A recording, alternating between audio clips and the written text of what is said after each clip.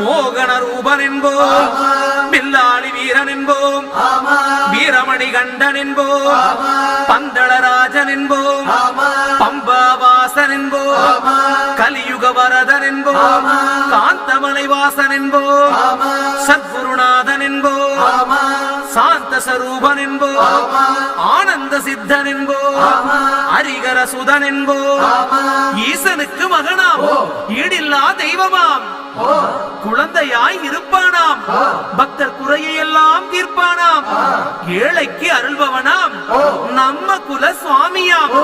அப்படிப்பட்ட சுவாமி ரொம்ப சிறுசையா, ஆனா சக்தி ரொம்ப பெருசையா.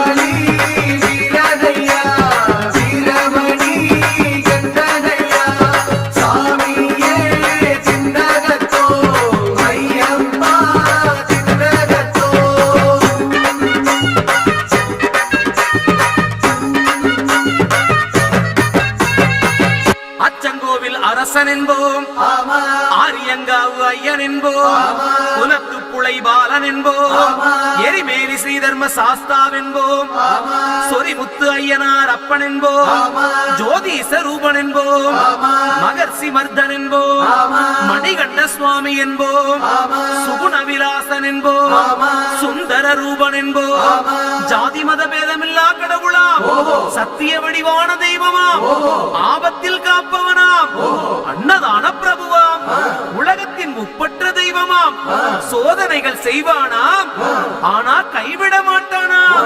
அப்படிப்பட்ட சாமி ரொம்ப சிறுசையா, ஆனா சக்தி ரொம்ப பெருசையா.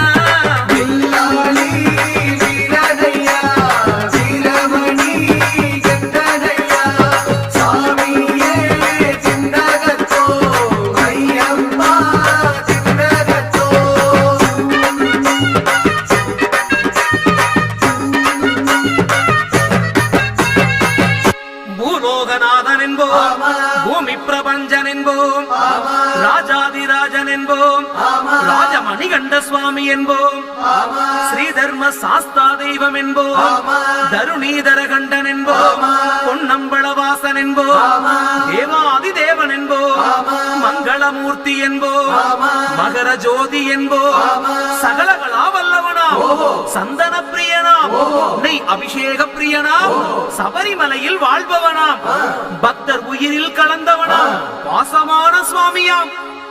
அப்படிப்பட்ட சுவாமி ரொம்ப சிறுசையா, ஆனா சக்தி மட்டும் பெருசையா.